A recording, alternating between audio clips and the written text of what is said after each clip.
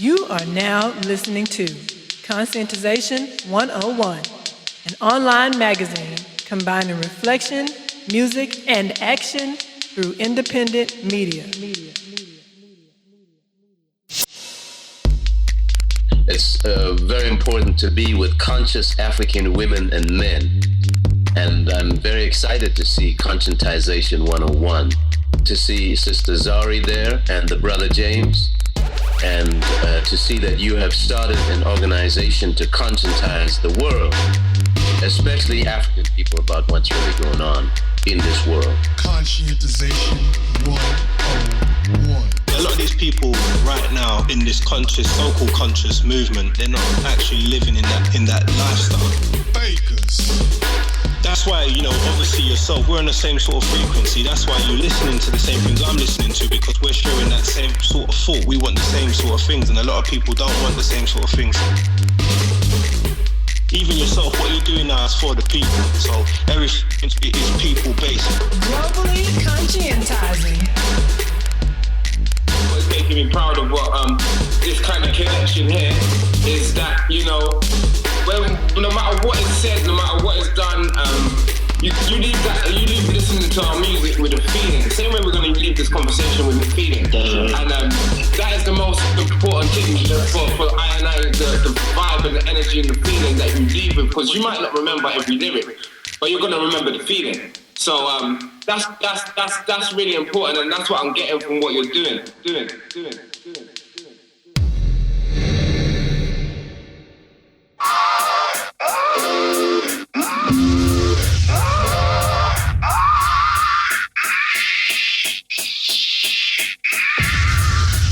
Wars on the radio, wars on the TV, wars in your house, wars at your job, war in the communities, wars needed for peace. Best believe, dog, it's war when you see me. Wars in the books, dog, war in the schools, war in the stores equals war on the food, war in the newspapers, wars in the news. If we can say one thing is true, that we out. Fuck the system, fuck the system. You playing this in your car to turn up your system. They taking it too far, had enough of covering up. It's them against us, and fuck who with them. You vouching for this government, you best to take cover then. Disrespect the motherland, I'll put you with that other man. You ain't no brother, man. You police are like Chief, you ain't cool, get hot, nigga. Middle finger with the right and the other hand. It ain't racist when you spit in the facts. It's black on black crime as the system created from poverty-stricken racist circumstance. We on the battlefield, we gotta take a certain stand. This war is needed, dog, on all levels. Because as if you Christian, take aim at all devils. The one you call out with the pitchforks, what about the one you call rich folks? How you think they got rich, bro? By taking us to wars on the radio, wars on the TV, wars in your house, wars at your job, war in the communities, wars needed for peace. Best believe, dog, it's war when you see me. War in the books, dog, war in the schools, war in the stores equals war on the food, war in the newspapers, wars in the news. If we can say one thing, it's true that we are war. Go to war with the warrior, they ain't trading these. A slender brother, training body weight, RDG. I'm shot to educate the seas, get them battle ready. Before you squeeze the trigger, breath control, aim steady. Turn on the TV propaganda, saturated. My people better unplug with crackers, you infatuated. No love in the devils, who poison in the water, man. You flying, spraying chemtrail, turning out our daughters, man. Who making Frankenstein's food, selling you bleaching cream. Systematic menacide, our front line is weakening. Manhood ascension, we ought to reclaim our eye. Non-melanated, beware, we coming for our spot. Maroon to Paul Morris, gorilla out of plain sight. Opportunity opposed, enemy, I take it like no peace talk. Been smart, fear don't live, feel my ancestors with me. Brothers better prepare for wars on the radio, wars on the TV, wars in your house, wars at your job, war in the communities, wars needed for peace. Best believe, dog, it's war when you see me. Wars in the books, dog, war in the schools, war in the stores equals war on the food, war in the newspapers, wars in the news. If we can say one thing, it's true that we are educated, misguided, oversex, underdressing. Nobody here asking why it's like this. All the violence, sirens, mama's eyelids dry from the crying tears. For years we forgave those who violate us. Why they rape us and take us from our islands? Call us wild men, wildin' on the corner, taking handout from these racist providers. Fail men came on pale horse, gave you Jesus for dessert, and you forgot the main course. Bamboozle entree, double entendre. It's sickening. What the fuck we gotta do? Get lynched again? Before we see it's an attack on our kids. 2 years old in the juvenile, them a grown man bid. This is grown man bid. The sisters need warriors, not a fool scared of warfare shit. Fuck the talking, you know what this is. Fuck the talking, you know what this is. Wars on the radio, wars on the TV, wars in your house, wars at your job, war in the communities, wars needed for peace. Best believe, dog, it's war when you see me. War in the books, dog, war in the schools, war in the stores equals war on the food, war in the newspapers, wars in the news. If we can say one thing, it's true that we at war. Welcome to another episode of Conscientization 101. Podcast.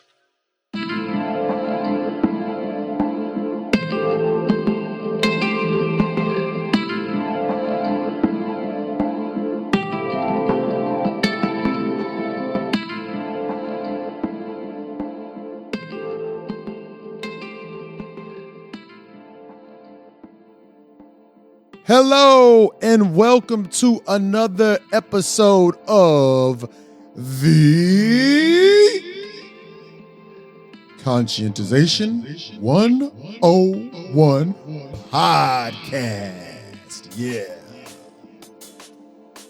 I'm your host, Senior Editor James Stone, on this episode of Conscientization 101 podcast. And it's good to be back with you. As some of you might know, I am healing up from a ACDF surgery. And let me tell you, that was and still is a real pain in the neck. By the way, I'm also in here with my lovely co-editor, Zari Sundiata. She's on the ones and twos over there. She actually shook her head like, this fool's crazy when I said pain in the neck, y'all. So you know how it goes. Say hi, Zari. Hello. I don't know if you heard. She said hello in the background, but all right. Anyway, we got a real exciting show for you today. This is going to be a very trenchant, perspicacious, and epigrammatic episode. This episode is part one of a two-part series with a collective of artists whose epistemological curiosity, just like Paulo Freire says, has produced a conscientized body of work, with their ultimate goal being that of nation building. Now, there's so much more to say, but before we get into today's show, I wanted to revisit our last episode in regards to our dear ancestor, Dr. Walter Anthony Rodney, a.k.a. Dr. Wall. Now, if you recall in the last episode, I said I was going to be reading two books from Dr. Rodney: The Russian Revolution, A View from the Third World, and Decolonial Marxism, Essays from the Pan-African Revolution. Now, if you recall, I said I was actually looking forward to reading Decolonial Marxism, right? A little more than I was looking forward to reading the Russian Revolution book from Dr. Rodney. Well, let me tell you this. I actually have to say I was bowled over by the Russian Revolution, A View from the Third World. I mean, I was literally bowled over, okay? And it's just crazy, right? Especially during these times, you walking around a state like Texas, walking around with books talking about the Russian Revolution, right? And even the so-called liberals don't like Russia. They're like, oh, this guy's a Russian agent of Trump or something. I don't know. You know how these people are now. I mean, talk about anti-intellectual, okay? Oh my goodness. I don't really understand it. But man, I mean, anyway, this is what I want to do. There's a passage that basically exemplifies not only the erudition of this particular work, but of Dr. Walter Anthony Rodney in general. And so what we're going to do now, I'm going to read from The Russian Revolution, A View from the Third World. I'm just going to read from page 186 right now.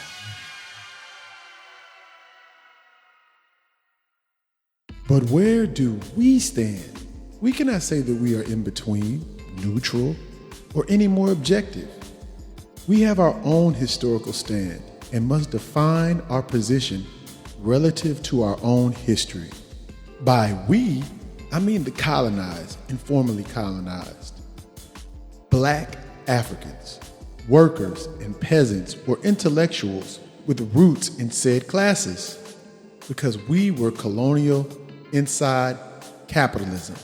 We were taught that the varieties of bourgeois thought encompassed the truth, just like people in the developed capitalist countries. The materialist worldview is excluded or mentioned as one among many alternative views. The result is a Marxist view through a distorted bourgeois lens. Ours clearly cannot be that of the bourgeoisie. Is it that of the Soviets? They have their national and international interests, and their historiography reflects this.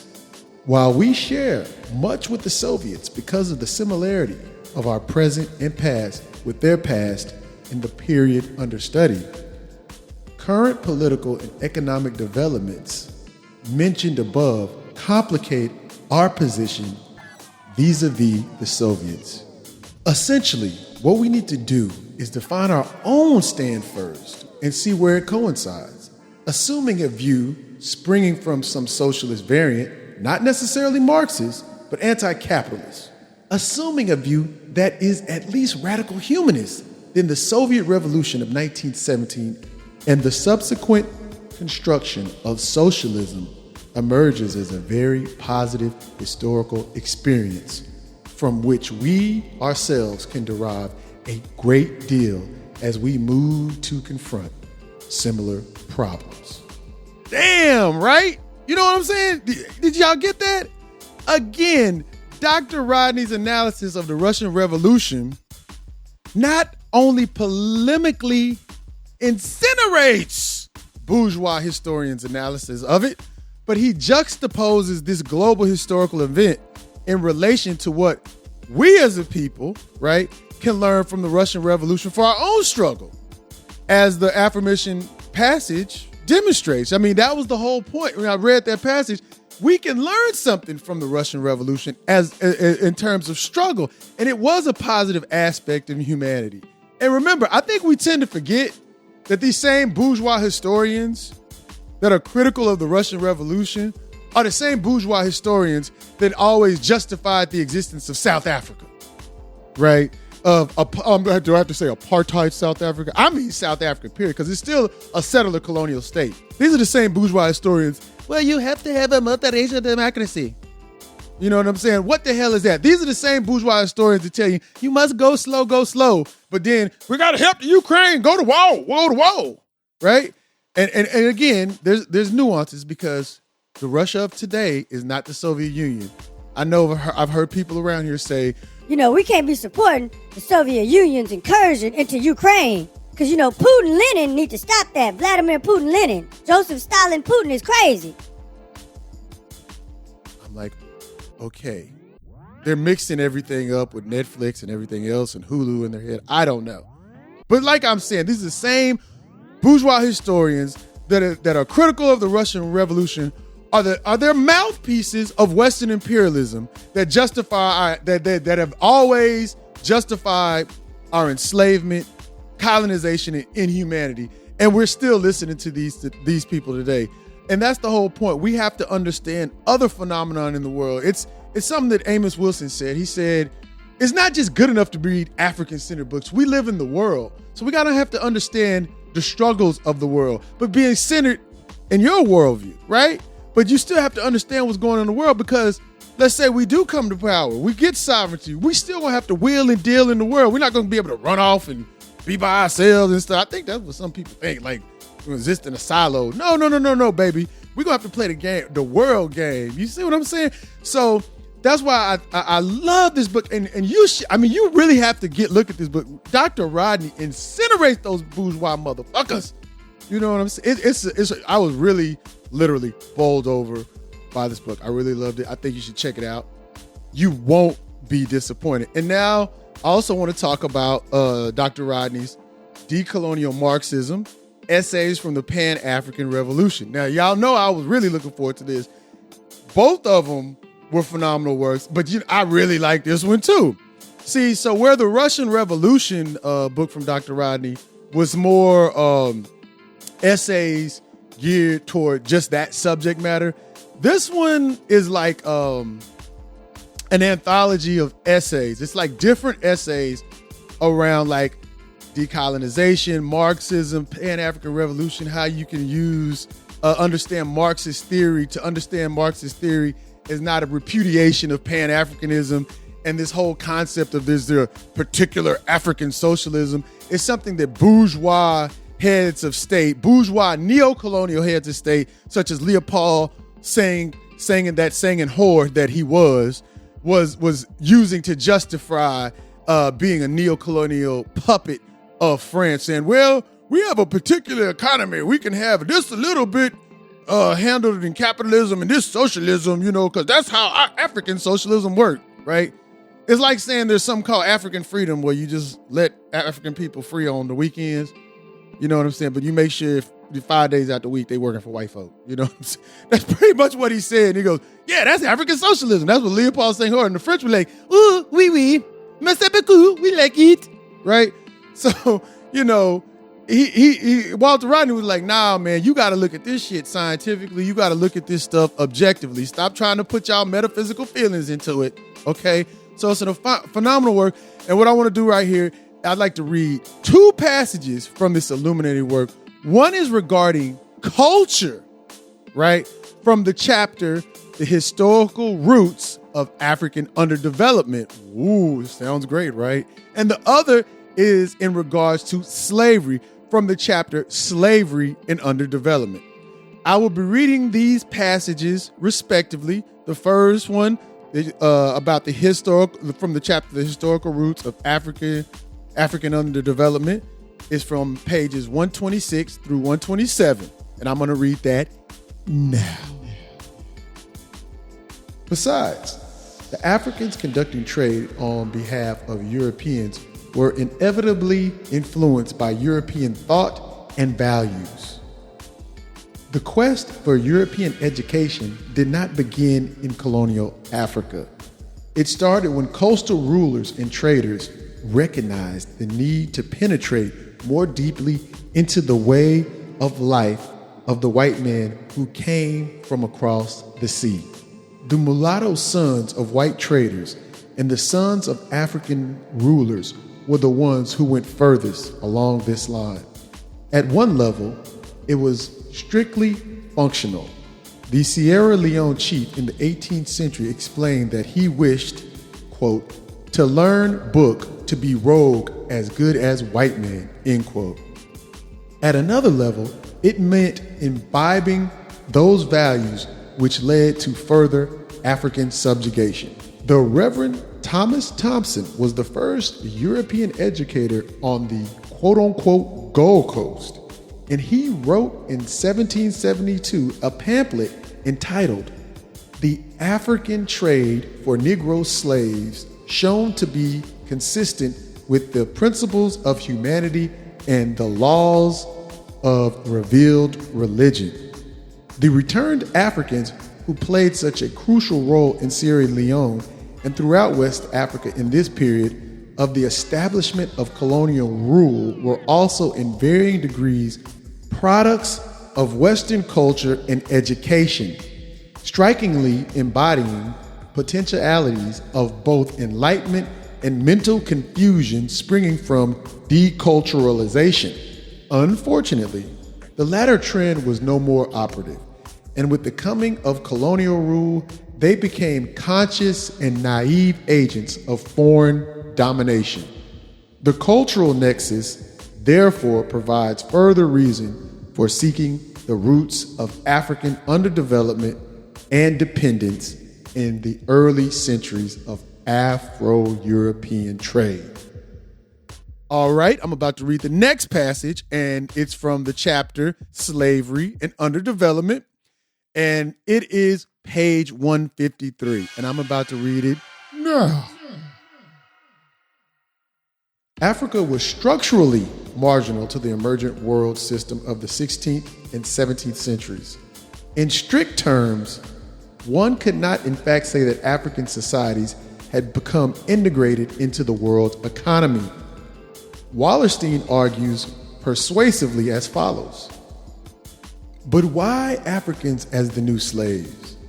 Because Europe needed a source of labor from a reasonably well-populated region that was accessible and relatively near the region of usage.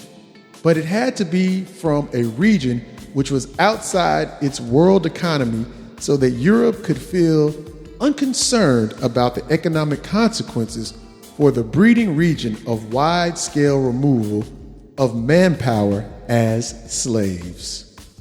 All right. I know your mind is blown. You got to get this book. I know you just heard that and were like, whoa, right? You got to get this book. But I want to just start from the latter passage I read on page 153 from the chapter Slavery and Underdevelopment. I mean, when Wallerstein says why Africa was chosen and African people were chosen to be the slaves for the colonization of the quote-unquote New World, I mean, it makes it so clear in a political economic sense. And let me just make this clear, okay? A lot of people think like, oh yeah, these white people know everything in a crystal ball. It just kind of fell out like that way, okay? The Portuguese was playing around, and if you notice, the Portuguese was the first one in African enslavement, and then they became like the doo-doo of Europe. I mean, for real, they became like a backwoods of Europe, right? Because, it's usually the case in history. If you look at it, the people who do the things first always end up becoming the last, right? You look at it. Africans did Kemet, we had Nile Valley civilization, and then the white folks come along late in the game, and then we forget what happened. They remixed everything, and then they're seen as the ones, they're the purveyors of civilization. Right?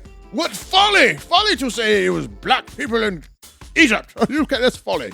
So I like how Wallerstein, Dr. Walter Rodney put his quote in there, and it lets you know in the world economy that was developed by Western imperialism that African people, Africa the continent, was never meant to be developed to develop it to its full human capacity as African people. It was meant to be developed how Western imperialism needed it to develop. And how did it needed us to develop?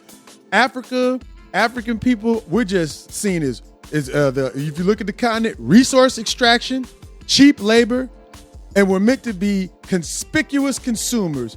They're like dumping their trash goods. You can go all the way back to the time when they first started interacting with these African kings and queens that we hail so much that I don't, right? I understand the sentiment, but I don't really like seeing African king and queen because them the motherfuckers that was in cahoots with the white folks, okay? So they was selling them like red feathers and cheap trinkets and stuff. Meanwhile, we was giving them gold, and they was like, "Oh yeah, take my people." Read Yikwe Arma's 2000 season. See how Yikwe Arma feels about those kings and queens. So that's pretty much when you say, and we even today you hear people say they need to help Africa, and we say we need to help us. They got a role for you. You gonna consume they cheap junk, and you also gonna push their ideology. And you just supposed to go over to Africa as a blackface if you from the States or something to help resource extract, and you can work with them petty bourgeois Negroes, and y'all can holler about black business, but ain't none of you Negroes gonna get the coltan. Y'all ain't challenging the cracker for the coltan. You just want the shea butter, okay? You don't even want the shea butter. You want to sell the shea butter, okay? Crackers got the shea butter. They got all the plantations and everything, distribution on lock, but you just want to slang it. And that's been our role, to be some chumps, and and buy it like this whole black business crap. Like some kind of way, some black dude's gonna be the head of like some nuclear weapons or something like that. If it is, he'd just be the face of it, and the white folks would still control it. He'd say, "Ooh, ain't he the first black to own?" The white people let him own it. The first black. I really love that crap. But I mean, and it also brings truth to the lie, right? That, I've heard many people say this when trying to discuss why did they choose Africa as slaves? And then you'll get this great erudite Reverend Chicken Bone, Pimp Cadillac, greasy motherfucker say, "We fell out of favor with God." Now, I've heard this more than once. Zari, she's laughing right now. Zari, you've heard that, right? She just said, mm-hmm. And so and then, and the thing is, I understand Reverend Chicken Bone. Reverend Chicken Bone trying to get that collection plate. You know, he got the white Jesus up there looking like he just, some Michelangelo look like he's a little homosexual, looking a little feminine up there hanging around on the cross, right? I'm sorry if I'm offending y'all. He just hanging around. Oh, do you want to touch my lamb? Okay, that's what Jesus is saying. But the fact that somebody can say this to you and then you say, and you're a grown person, and you say, that makes perfect sense to me.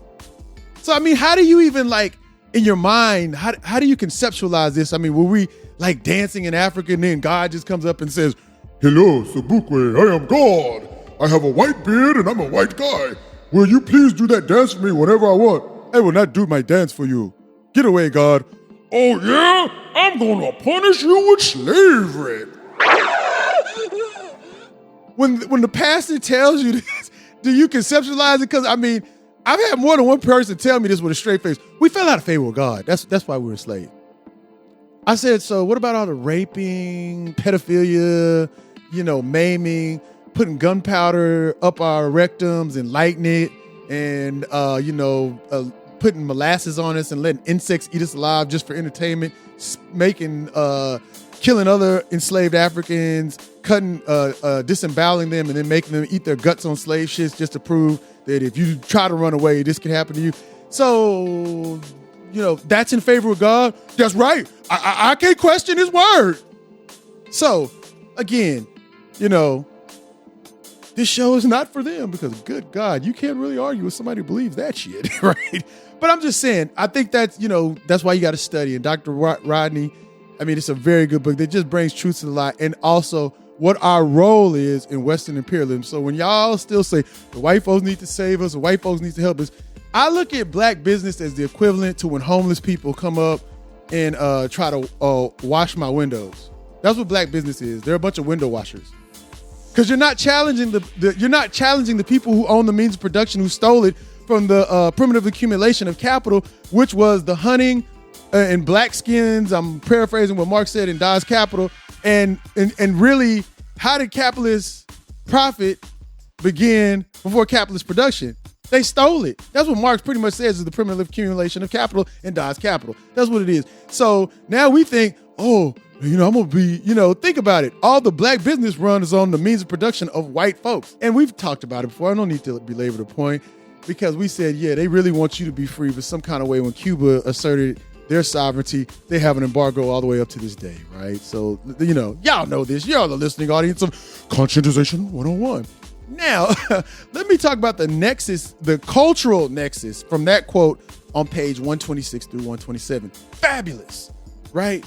Fabulous, because when you understand the cultural nexus that is a key to the roots of African underdevelopment, as that chapter is called, once we became westernized, that means they could get us to play this role they have assigned for us in the global economy.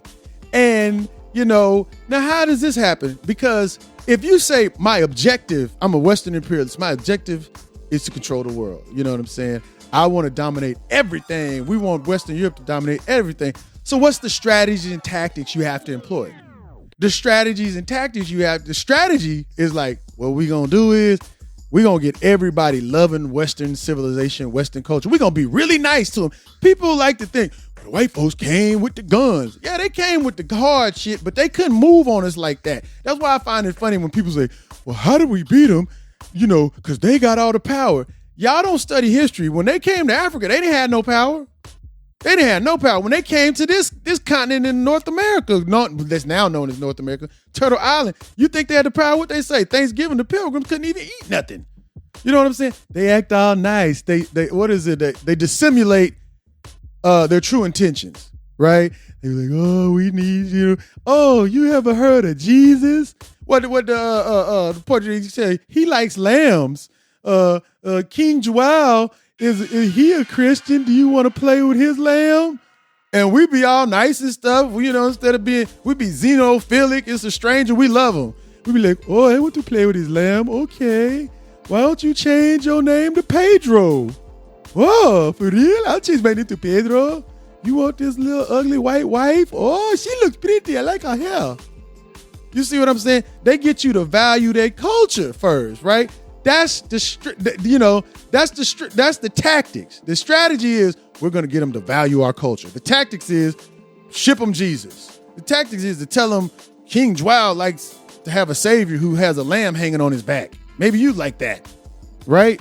So and all this is for the purpose of cultural misorientation. That is the term, cultural misorientation.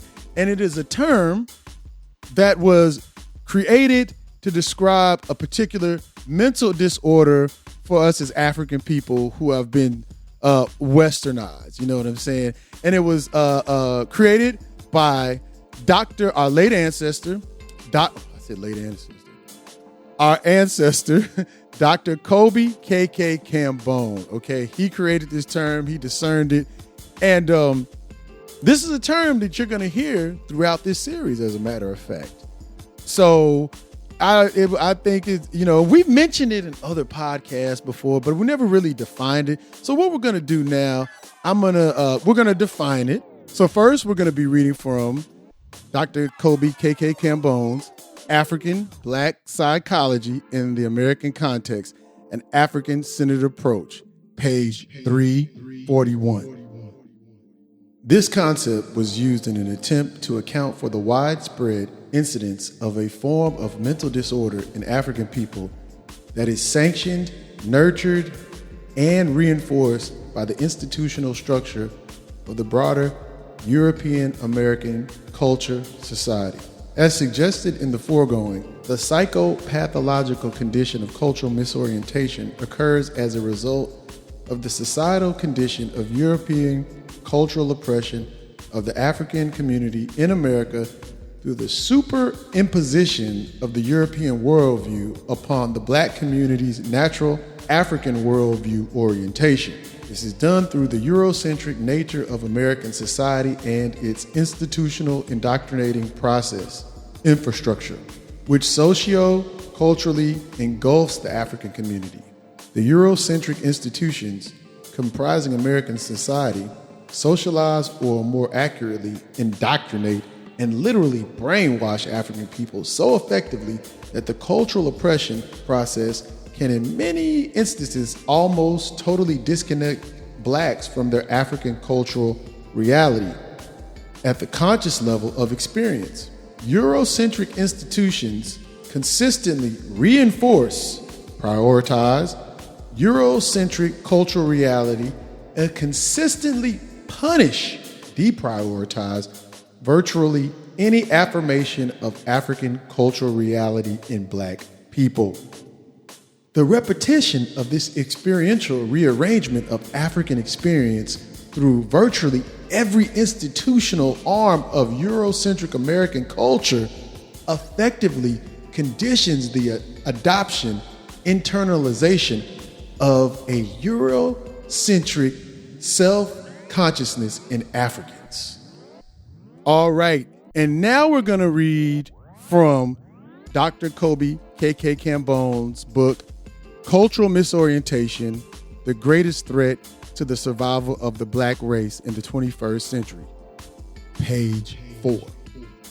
Perhaps another way to approach an initial understanding of this rationale for cultural misorientation, CM, as the greatest threat to our survival would be to take as an illustration the scenario of drugging a person without their knowledge, of course, and in this case, them to lose their memory, after which you get them to engage in making some critical decisions affecting their life and future.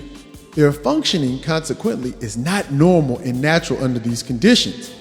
It is not optimal for them.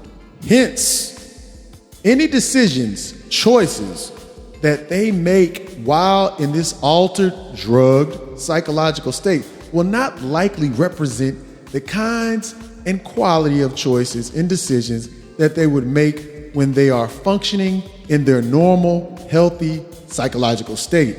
This situation conveys a similar psychological predicament to that of CM. In that CM, Africans, Blacks, have much difficulty in trying to accurately and effectively solve their problems. African problems within a white European supremacy dominated society, reality, or world. CM requires Africans in America to live with contradictions as normal or natural, i.e., we do not consciously experience the racial, cultural contradictions in our lives as contradictions. All right, so now that you have a good working definition of what cultural misorientation is, we're gonna get into the series and what today's episode is about right now. Today, we will be playing excerpts from part 1 of a 2-part series. Today, We will be playing excerpts from part 1 of a 2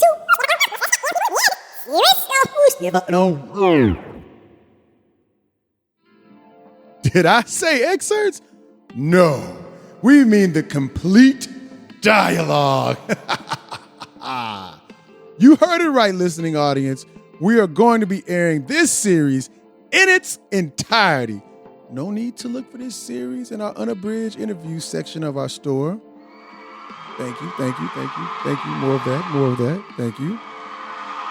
It's our gift to you because we know you love your Conscientization 101 podcast. And we're happy to be back from convalescence. Yeah. All right, so today we'll be airing part 1 of a 2-part series called MCE, Nationbuilding, Theory and Practice. Now, this dialogue took place on Saturday, June 17th, 2023, and it went for over 2 hours with our dear brothers hailing out of Pine Bluff, Arkansas, MCE. And just who are MCE, you might ask? Well, that banging track that we started this episode with called Wow, that was MCE. So now that you know a little bit about MCE, here's their abridged, because you know you can never really tell everybody's whole life. I mean, come on, man, it's still being written, right? This is their abridged curriculum vitae. Yeah. MCE is a collective of multi-talented artists hailing from Pine Bluff, Arkansas. And while MCE possess a diverse skill set, which ranges from drawing, painting, and the creation of murals, music production is their passion and primary endeavor. Fueled by the lessons learned from our greatest teachers and scholars, MCE's sound is the lifeblood of the people.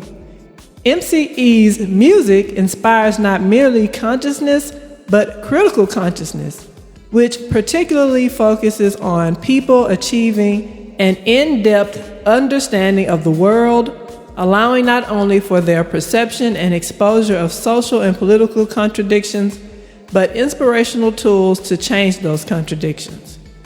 MCE is comprised of MCs Obafemi Kinsey Delele, aka Magnum, Said Adams, and soul singer Ishmaelek Malakia.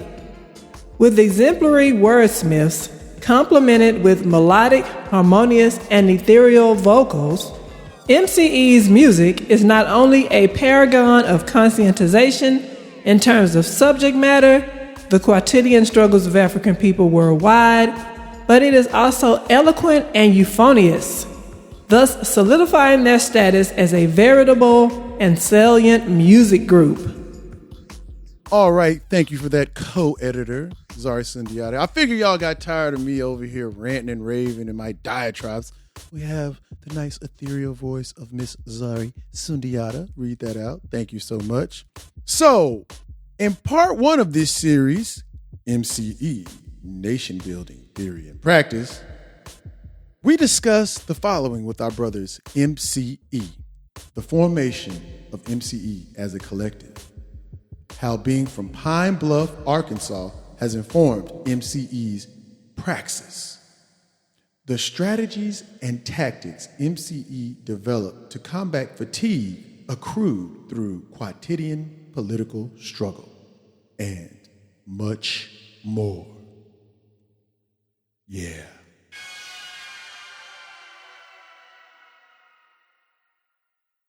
I just want to throw that little yeah in there. As I was like, why did he throw the yeah in there? I don't know. It just kind of felt right? You know? I don't know. She's laughing. Y'all can hear her laughing, but it's crazy. We're crazy over here. It's Conscientization 101. That's what happens when you don't think you fell out of favor with God and you need to pet Jesus as lamb. That's what happens, man. You don't want to pet my lamb. That's like the voice I see with Jesus. I mean, because I'm from Austin, there's a lot of white people there. I think that's why the black people disappearing, because they think they saw Jesus everywhere. And whenever you see Jesus, black folks be disappearing. We ain't doing too hot right now because all we do is see Jesus now. Sorry, say we've been seeing Jesus for a long time. That's why we're in the state we're in right now, right? We've been seeing Jesus. The more we see Jesus, the more we get gentrified. Jesus gentrifies that ass. Yeah. All right, y'all. We're sorry if we got sidetracked. But just some quick notes in the margin before we start this episode, this series, right?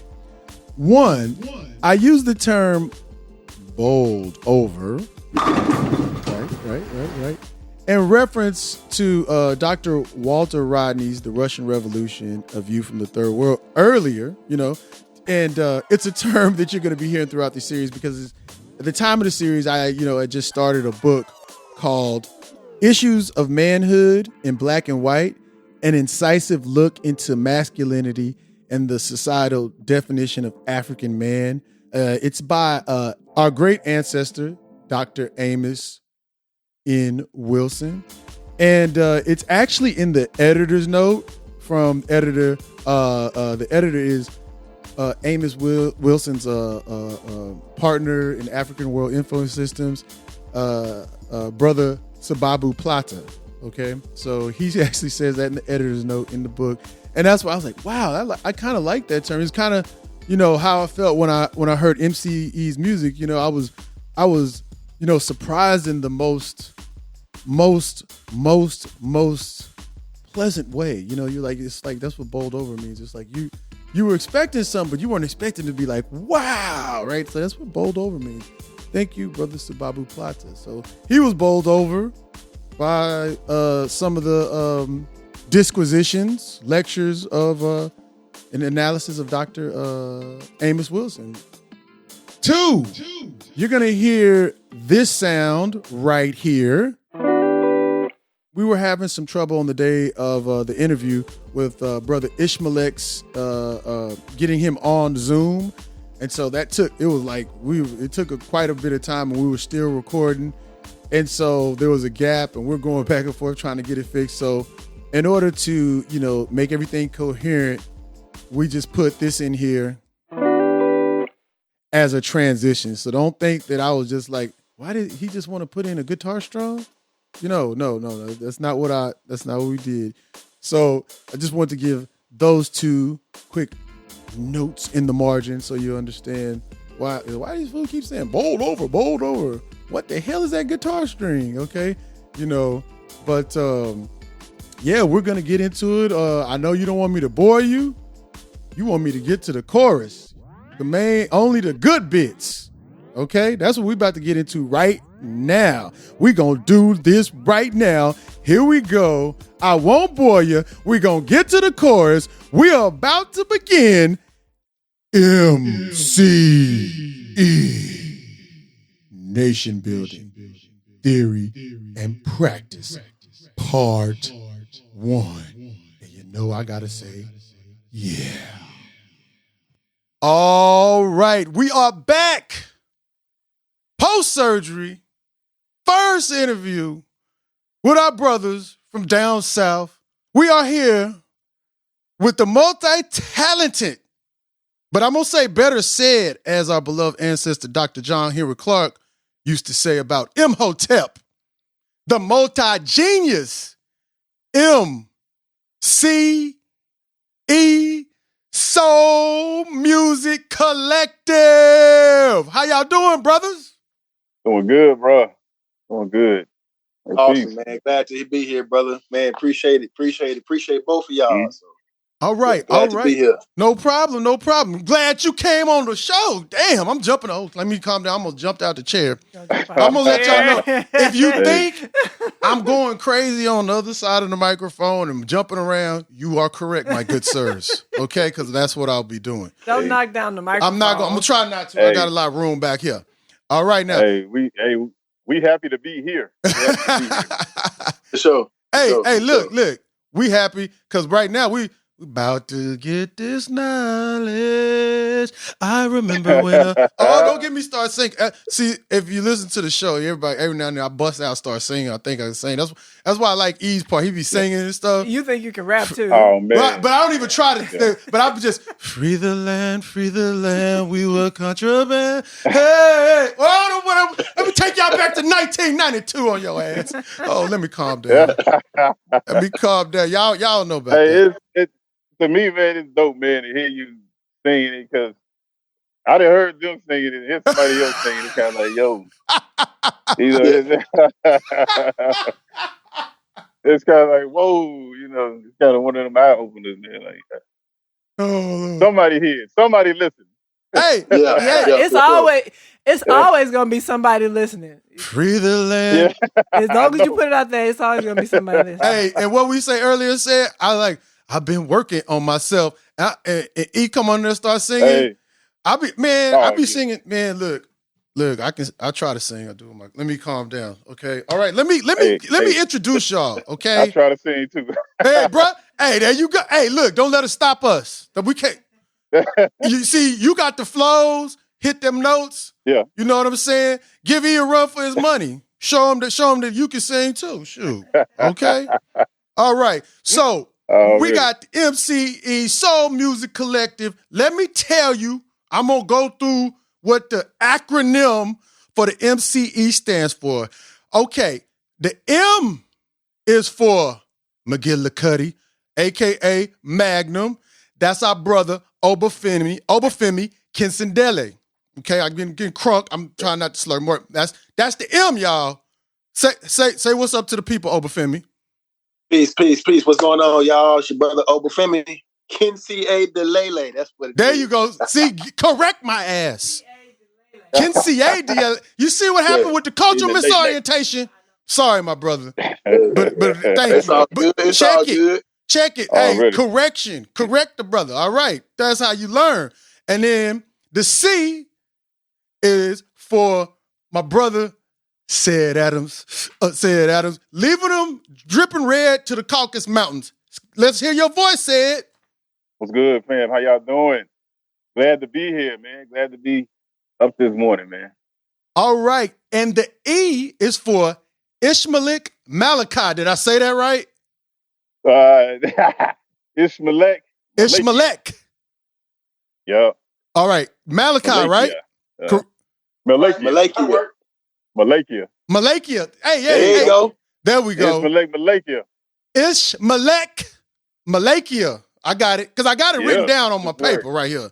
You know, sometimes these words when you be reading books and you can't pronounce it, you say it over and over in your head. And then you get the wrong pronunciation ingrained into your head.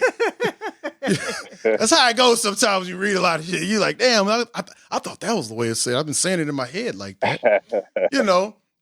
All right. We're definitely going to let the listening audience know why we refer to MCE as multi-geniuses. So without further ado, we're about to get into it right now. When one listens to MCE's music, one cannot help being bowled over. I love that. I read that in Amos Wilson. That's where I got that term from. Hey, man, I just pick up these. Hey, I don't just know this stuff, guys. I have to read this. Okay, bowled over. Thank you, Baba Sabebu Plata, who does Amos Wilson book, African World Info System. Bowled over because of its reflective, erudite, and incisive analysis of the world we live in which was created by Western imperialism.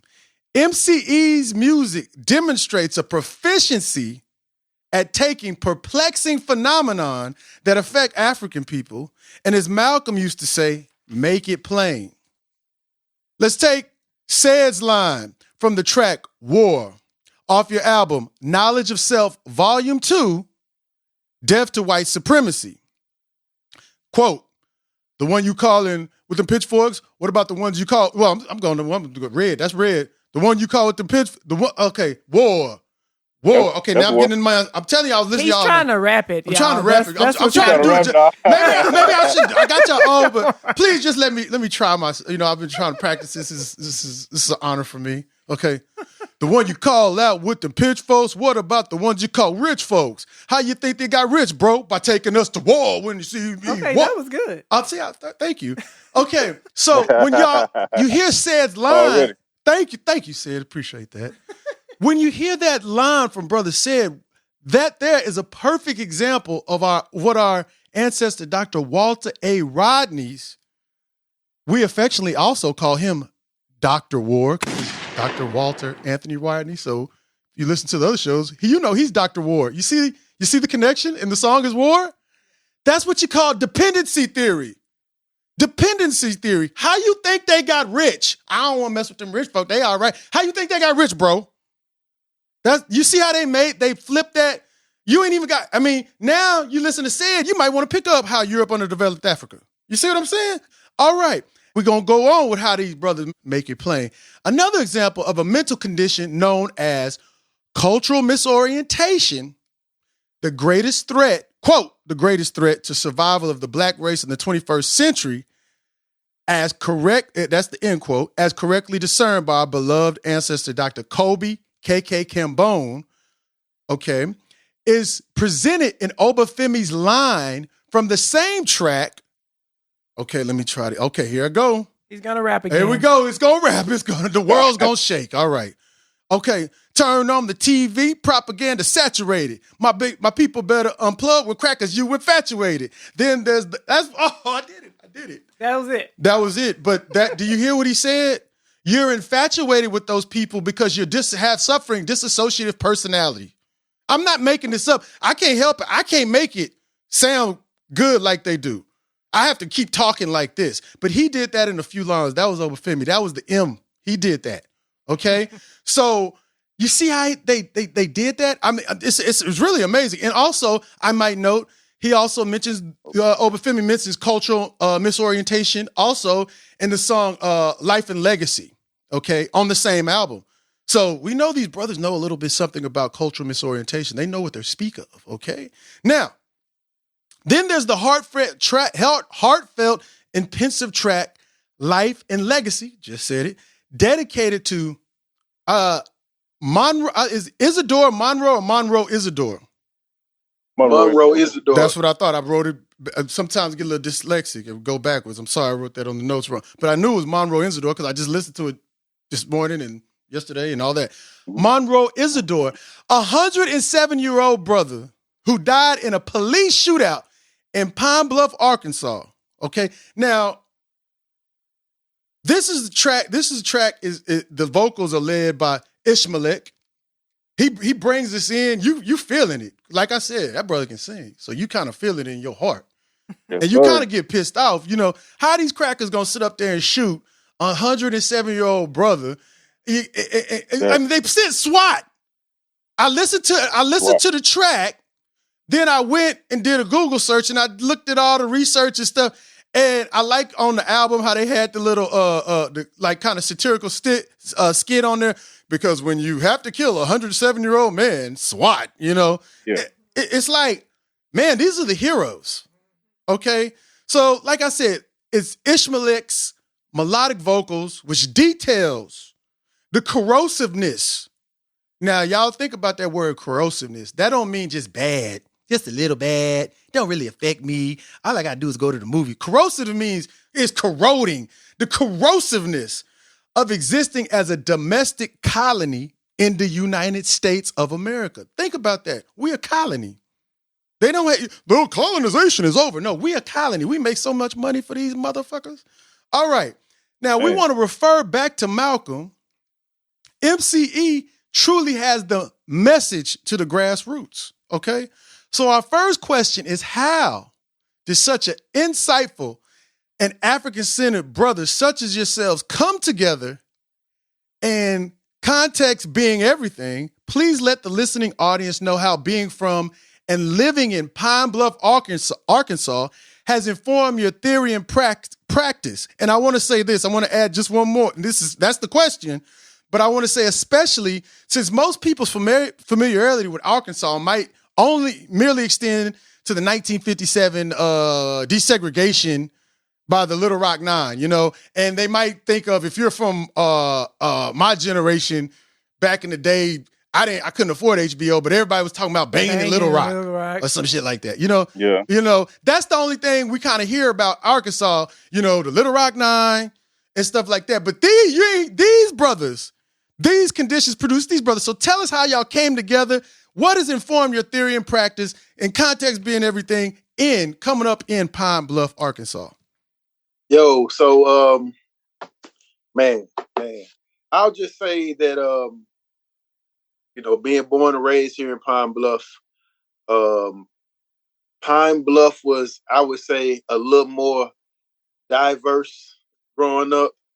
Right now, Pine Bluff is a chocolate city, so you can't mention Black history or none of that without talking about Pine Bluff, Arkansas. There's a very rich legacy of history of Black achievement in this area for a very long time. So, we have one of the oldest HBCUs here in Arkansas, in Pine Bluff. We about 75, 85% majority of about 40 to 45,000 people. So, coming up in that context for me, I got a mother that's been teaching for 30 plus years. My father has been in the community as a coach, mentor in education as well for all of my life, pretty much.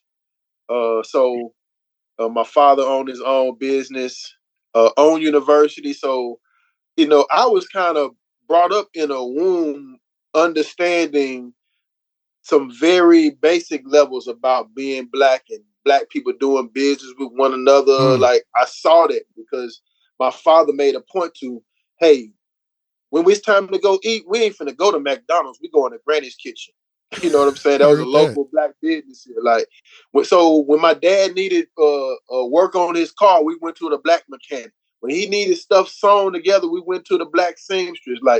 I was cultivated in that type of environment. So I had some of that upbringing within myself. So that's just kind of where my basic foundation started into this. When we talk about theory and practice, understanding that Black people need to do for themselves. I saw that, from my own family, from my mother and my father. Like, people would talk about my mother's, she taught home economics.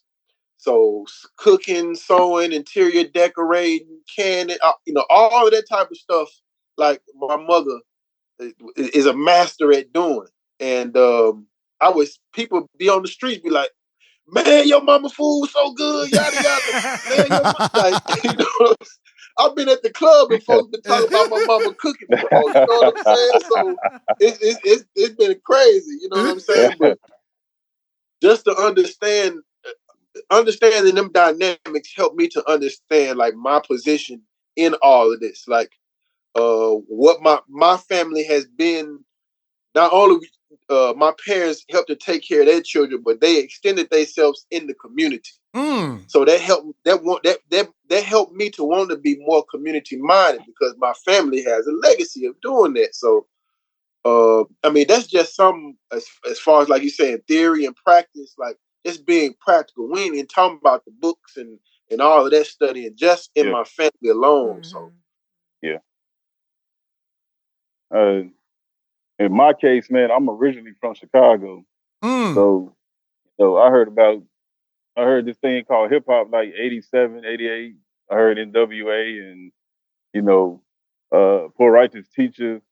I heard all that, but we moved to Pine Bluff, Arkansas, 97, so I was from 97, I was back and forth to Chicago, back here till maybe about 2001, 2. But on that note, as far as when I grew up in Chicago, I didn't live around white people. Like I didn't really see a lot of white people. You saw them downtown, but I didn't see white people until, well, I didn't do business with white people or talk to them until I came here. You know what I'm saying? Like at these jobs and different places like that. But I mean, basically my school was all black. So I guess in my music, I started seeing stuff when I was like 10. I started asking questions, you know, but I didn't really take them questions too serious till I got older. But I started asking questions like, you know, why we gang banging? You know, why we shooting each other? Why we on dope? Why we, you know, I just started asking those type of questions. And it kind of led me to, as I got older, being more responsible for what I'm talking about as far as music-wise. Because you started seeing in the music the thinning out of the Carrots, Ones, and everybody else. Like, they didn't go anywhere. It just wasn't on the TV screen no more. So you started seeing all the other stuff, and you start hearing all this other stuff. And so that's when I started seeing, like, okay, this got to be some kind of plan for us to have this cycle going. So with my music, I know I had to take a responsibility of what I was saying, you know, and it expounds now because I have my children who listen to my music, you know. So how I grew up and you know, the experience in Pine Bluff and like I said, I just been in a segregated state my whole life anyway, man. You know, I mean, you go to Chicago, the dynamics is like that. You got the ghetto, you got Jewtown, Chinatown, like it's like that already, you know? Yeah. So it just made sense to understand, like, yo, our people see it like that, but we so accustomed to it, we don't understand the importance of why it's like that, you know? So in response to both of what you, Obafemi, and Big Sid said, I really appreciate what both of you said, what informed your theory and practice, especially, so you got one brother, Obafemi, from the South, and what he's saying is whether the context was, like he said, it wasn't even about, you know, we had even informed the books, but y'all were living the practice of nationhood. Do you see what I'm saying? Like, it was being lived out. Yeah. You know what I'm saying? It's kind of like people say, you know, I'm going to quote Mao Zedong, what the Panthers, you say, oppose book worship. That don't mean we don't read, but people say, well, did it come out of a book? No, people live their lives, then they put it in a book. So it's practice, then they put it in a book, and then the future generations can learn from it. You see what I'm saying? So what Obafemi was describing was nationhood. What Sid was talking about was domestic colonialism. He said, well, shit, we over on this side, but all the aliens could invade our community. And what you say, I think it was Obafemi and Sleepy said, Asians own synthetic hair, sisters keep your natty crown. So they invade our community. Like he said, we already separated.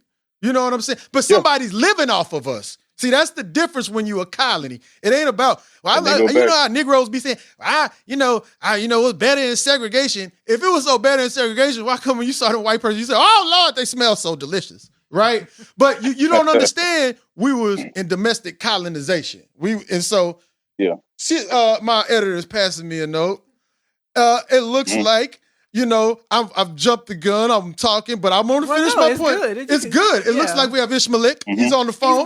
He's back. And he can answer the question after you make your point. All I want to do is make my point on those two because we got Ishmaelik back from the technical difficulties. I can't even talk. It's getting difficulty with the Zoom, but he's back on. But I was just making my point that these brothers are living the theory and practice, and they're making it so these very erudite concepts that people make in universities that we as a people want to run away from theory.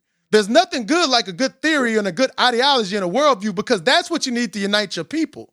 Okay? So what you got is these brothers practice. We heard the M and we heard the C said, well, I kind of live nationalism. My mom and them. And his brother said, well, shit, I was kind of living in a domestic colony situation. Why are we doing the dope? Yeah. Why are we getting shot? Why these crackers can go on Lake Michigan and all that? You know, how come they get the green water and stuff? You know what I'm saying? And that's kind of how I grew up. Why we got all this? Why East Austin was like that? So even touching on that though, like why does what they got, why that entice us? Why we think that's better than what we got? That's or what right. we can create. You know what I'm saying? So just to expound on that, man, Yeah, you got just getting out that mindset. I'm glad you expounded on it. Just like Zari said earlier, you gotta make it clear, because we learned that from Kwame Ture, to impress people. And I like how you see how incisive they are. True. Do you see how incisive I was gonna say that, but when you get to talking to brothers that know the worldview and they know how the lingua franca amongst which you speak, you say, I ain't gotta explain nothing. Big Sid say, hold up, bro. Also remember, our job is not to have the green water. Well, the white folks got the green water. We want some green water too. Investigate your preferences. Investigate your preferences. Because, see, the thing is, we're going to march for the green water like the Irish. We want green water. Yeah. Well, why come you got the RBG? I don't know. It's not on Good Morning America. Yep.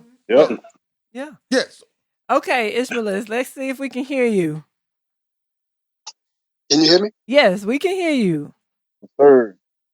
Okay, I'll just keep it short. I mean, I'm a child of the '60s, so I grew up under Lyndon B. Johnson when he was president. So I also grew up where my dad and his brother they had a auto sales and mechanic business, and they did business with black people too. Got their parts from black owned parts stores.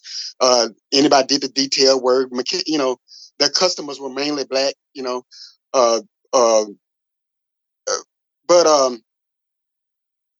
I also saw how black people would pool together back then and pool their resources. They didn't throw away anything. Like if a house got dilapidated, they would just and somebody else was moving in the house, they'll just tear that house down, take the materials, and rebuild another house.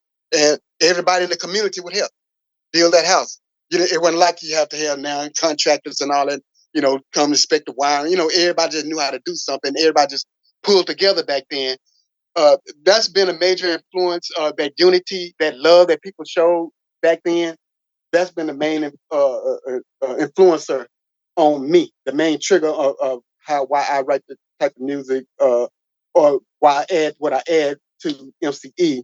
Because it was more love. It was, I did grow up when it was, during the time of afros and bell bottoms and leisure butterfly collars and stuff. I grew up in that time, and people, black people, how they treated each other were just so much different. The respect was so much different, and the love was so much different. The music, of course, was so much different. You didn't have you might have had some blues that talked about cheating, but it wasn't, it wasn't like it is now. It's like now it's mindless sex, mindless relationships. Yes.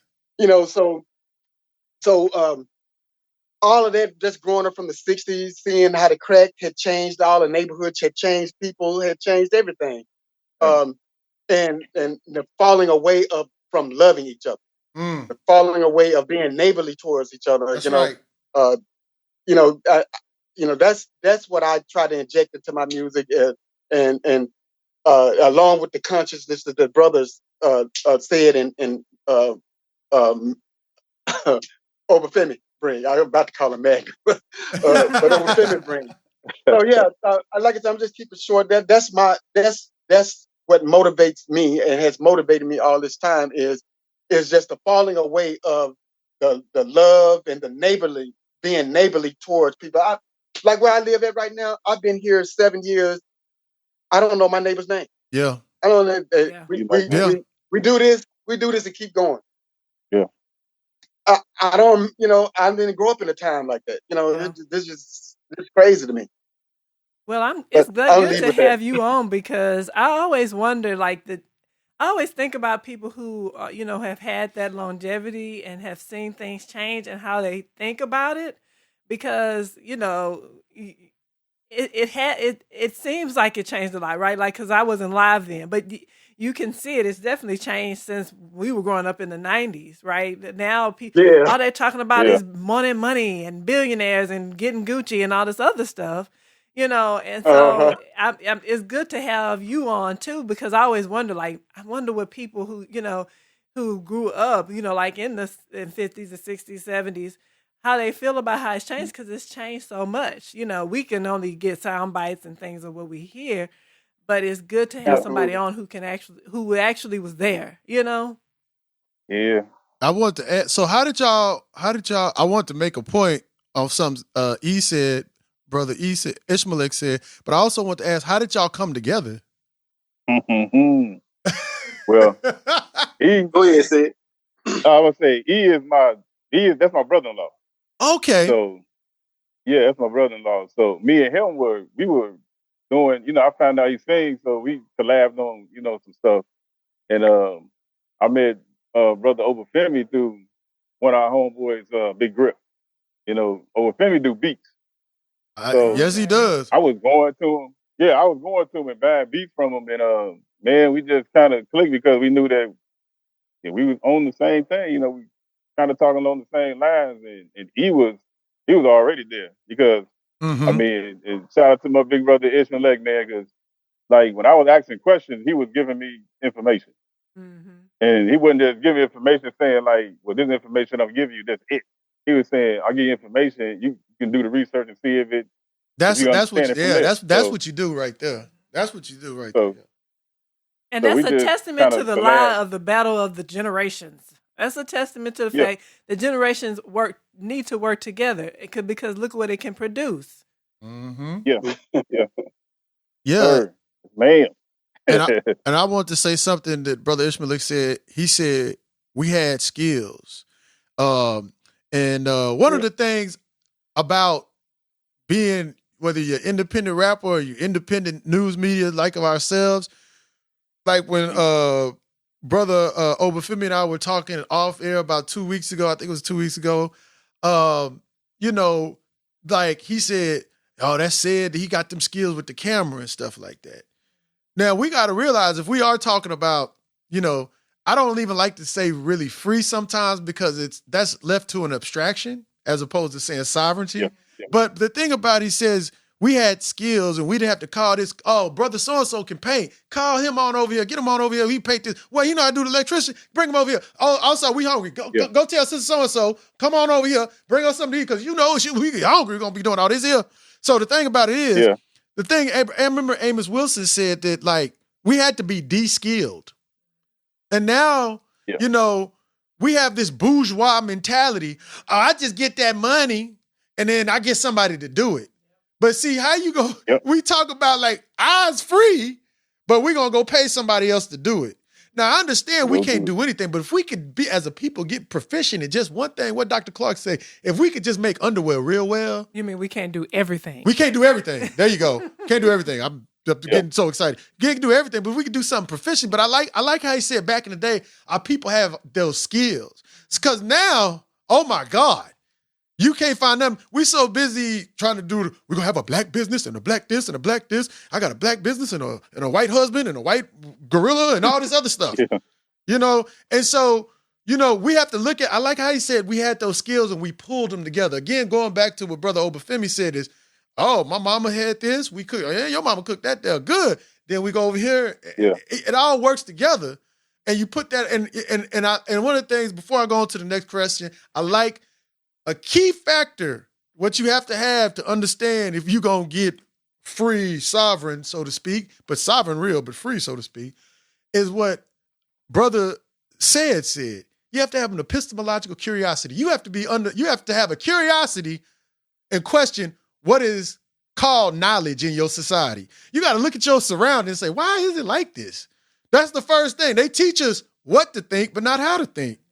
Okay? So much so that we think just being obedient. Oh, they say that's the answer. Well, if you do that and say that, that's the right answer. But if you say, no, I don't believe so. Well, that ain't on the TV and, that ain't getting Gucci in the coochie, then it ain't going to work. Yeah. So I like how y'all brought all that together. So. Yeah. Hotel. Now the world is cold cause the devil's got a hold. He wants to captivate your mind so he can take away your soul.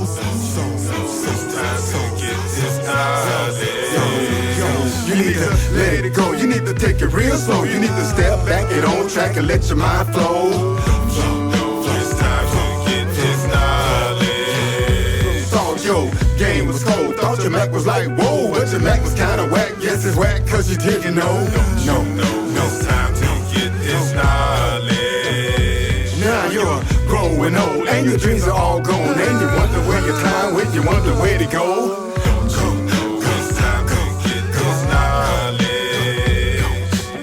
I remember when there was a time, careless about yours, more about mine. That's before I found myself some knowledge. On the path to destruction, on the road to hell, I was Mr. Bad News, Mr. Despicable. That's before I found myself some knowledge. Now I can see in the dark, I can fly in the sky, I'm as free as a bird. Wanna know why? All because I found myself some knowledge. To the farthest star, across the sands of time, never underestimate the power of the mind.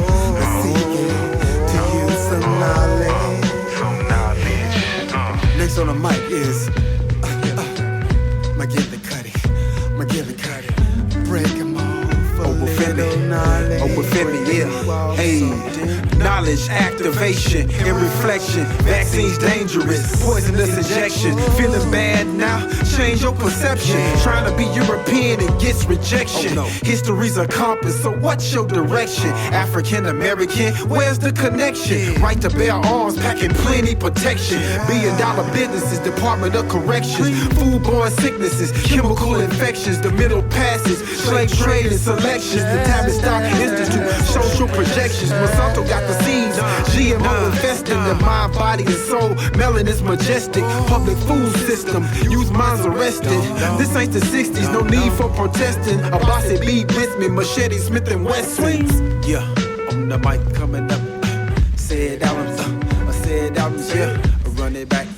A man in G in the spot. We gon' do it, keep it moving. He told me to jump on the track, so I just let the beat play. And then I wrote down exactly what I need to say. And get a job or hit college. These A-Rods taking our dollar, church ain't producing. No models, no single mothers, no father. The system failed, it's obvious. It's open season and right on our backs, we out of targets. While blacks have it the hardest, trying to harvest the knowledge, trying to be modest. Can get you killed while holding Skittles in a juice bottle. A role model, my role model is to follow the ways of all the soldiers from Haiti through Ghana. You talking about rims, gold chains, a come up. My folks trying to see tomorrow, cause today left the haze over their eyes. Not surprised about the resonance of desolation. Investigate it and you find out where it's coming from. We the byproduct of the sun. My father packed the gun, my uncles did too. But I can never fathom all the drama that they lived through. Game banging and slinging, they crack, them bills do. The Bible's full of that mildew. Brothers and sisters, they think I'm 18, let alone living 22. This ain't a game, it's real, dude. We need more knowledge.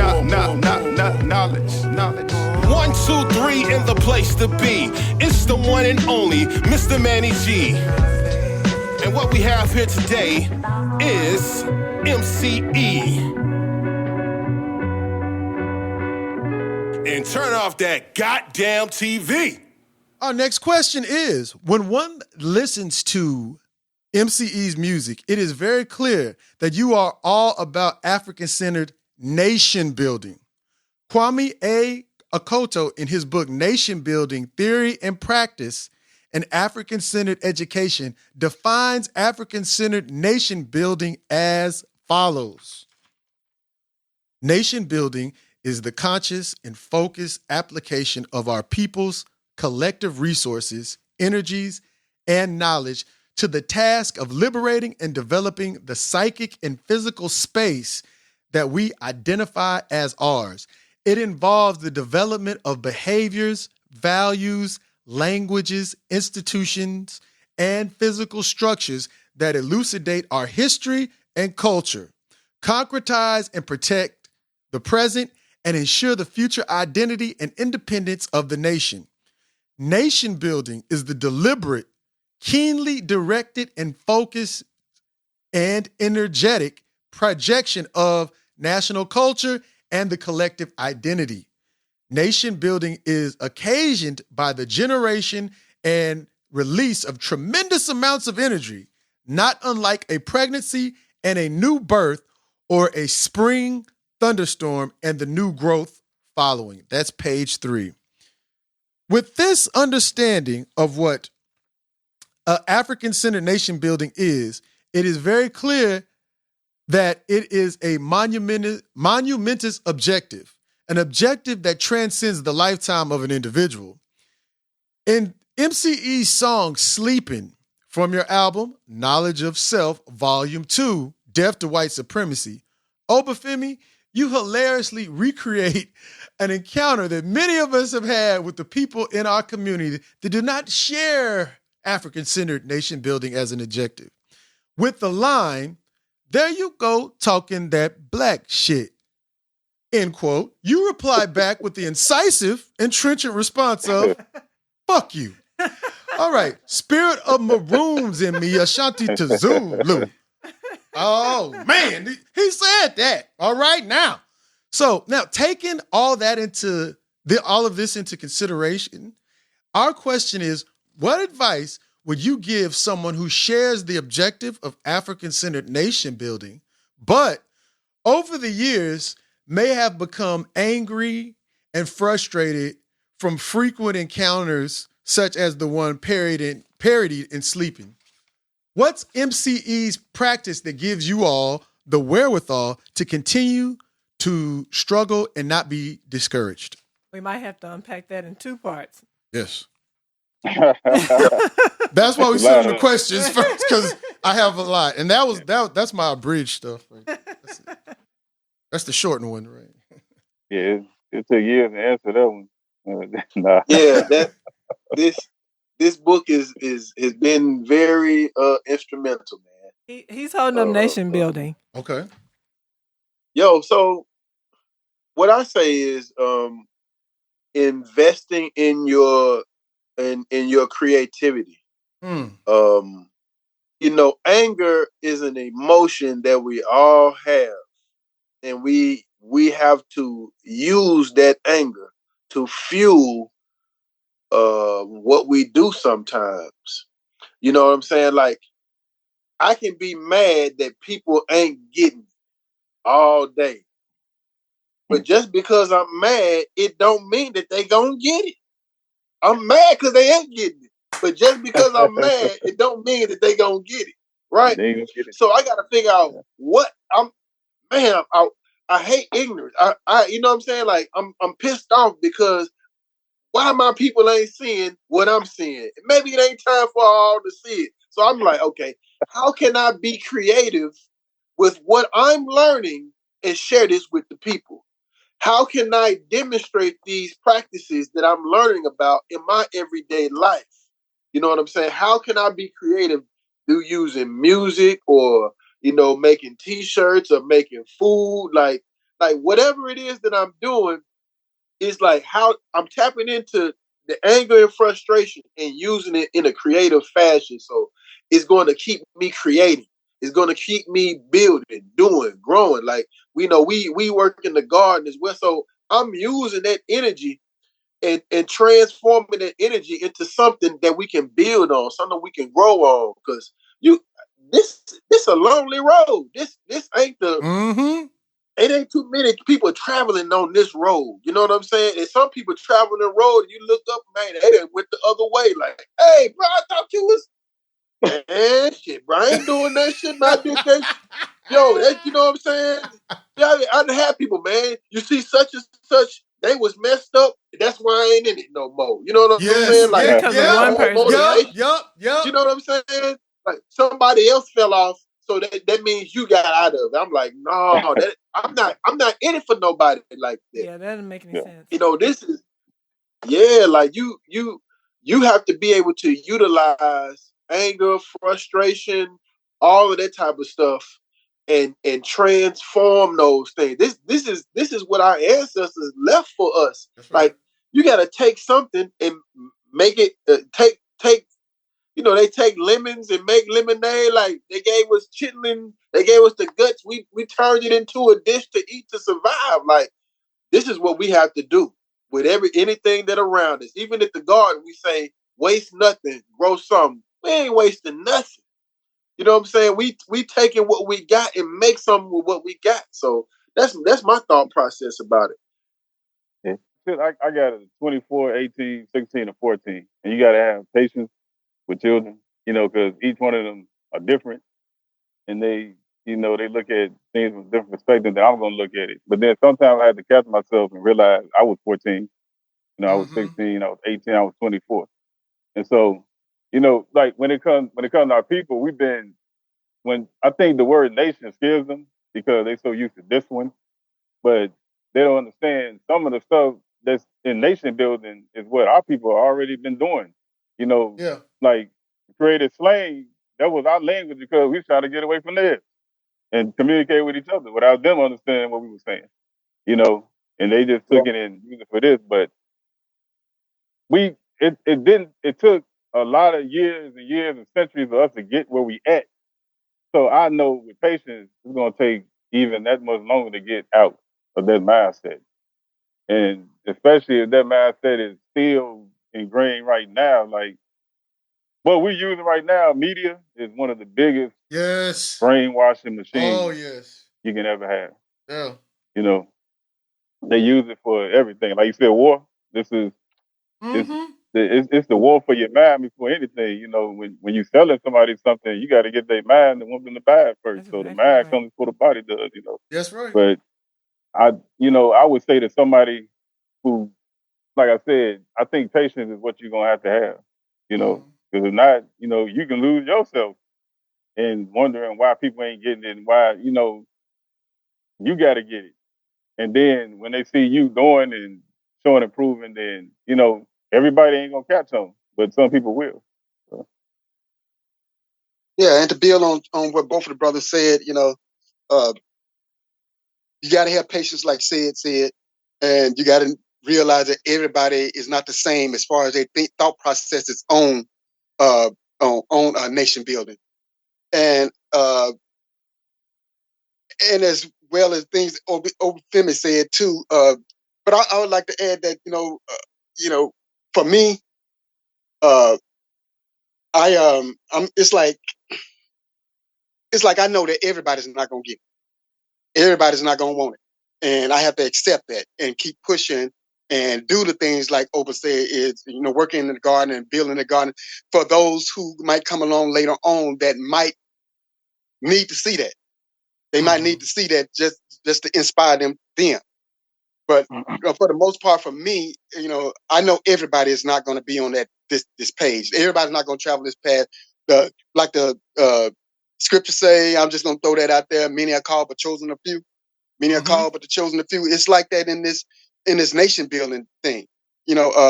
Everybody don't. We have devils in our own race. We got a bunch of black devils. Sleepers and zombies, like Obafemi has called them in his music, that just lie in wait to undermine everything that you're doing or trying to do, or just to speak out against you.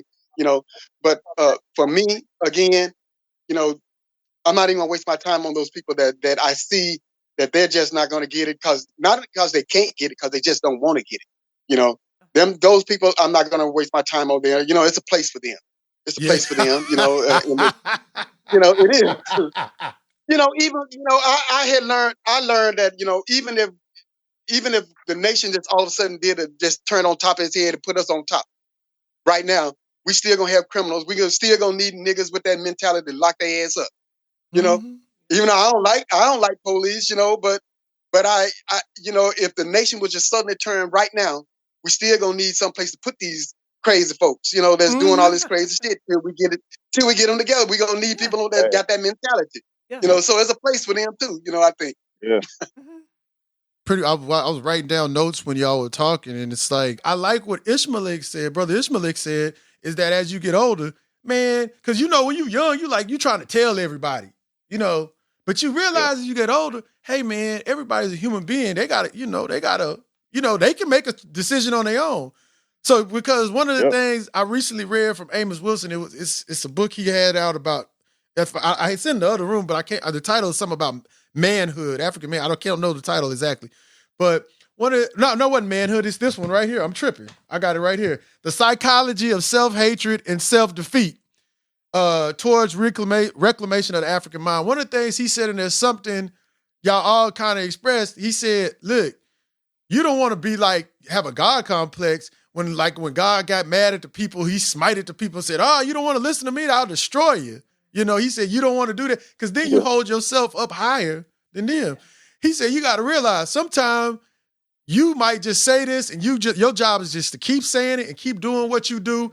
And while you here, nobody might even notice it and move on. That's what you put here to do. But once you start smiting the people, you know, and one of the things he said that really caught me, if we weren't as sick as we proclaim and know we sick, then why are we going to get mad at them people like that? Because you know they sick. We know they crazy. Yeah. And we all came from out of that, you know, it may be on certain different levels, you know, like sounds like Obafemi was a lot more fortunate to be able to have a family who brought him up in that. But a lot of us had to fight to and basically find the information we needed to reset our way of being and reset our worldview, you know. Now, I'm similar to Said. I went to a school with nothing but black people. But the drawback of that is that sometimes those black people become so delusional, they think white people don't bother them. Oh, white people don't bother me, you know? Yep. But they're controlling your whole society. So, you know, you have a situation where those black people won't even talk about being black. And you have to dig up out. That's what happened for me, at least. I had to dig up out of that because they'll talk about being black, but they won't talk about being African. They won't talk about being African. And when they talk about being black, it's how we were victimized, you know? Yeah. So you have to remember that we all coming from different situations. So a lot of it, so much crap that you have to dig through. A lot of it is, if we're an honest people and actually have self-respect, sometimes you have to dig more than others. Yeah, I think another thing they all said is like, you don't quote, like what Oyikwe Armah said. He said, you don't court disaster. You see what I'm saying? And if you, like you just said, Zara, if you want to go back to when you were impotent, what Armah says, then you going to be impotent if you keep saying, oh, we was enslaved, we can't do nothing. Oh, good Mouser got a frizz. Oh, we was enslaved. I get tired of that, and the only time we can rally to do something, what you say, you can't go do nothing for the garden, but we can rally around our collective victimization. You know how many calls I get? So-and-so got beat upside the head. What is we going to do? What is they going to, I hope they don't do this. What is we going to do? Well, I'll just pray. I don't know. What can we do? No, we just gotta, you know, we just gotta keep going. Like you say, you know, he said everybody ain't gonna get it. I know I definitely had to come to terms. You know, I done been in situations where I was sharing information and man, folks circle me. They were ready to fight me. You know what I'm saying? I'm like, man, y'all, you selling dope and everything in the street talking about you believe in Jesus. I'm like, man, that shit fake. They ready to fight. They ready to knuckle up. I'm like, man, go somewhere. Like, yo, we selling dope to people. Talking about some Jesus, man. Go on with that. I wanted to, y'all, I did want to ask. I had to say, you know what? Hey, you have to use discretion on how and who and when you share information, because everybody don't want what you got. You know what I'm saying? Yeah. Like sometimes you have to allow people to come to you. You know what I'm saying? Yep. So Exactly right. I had to learn that.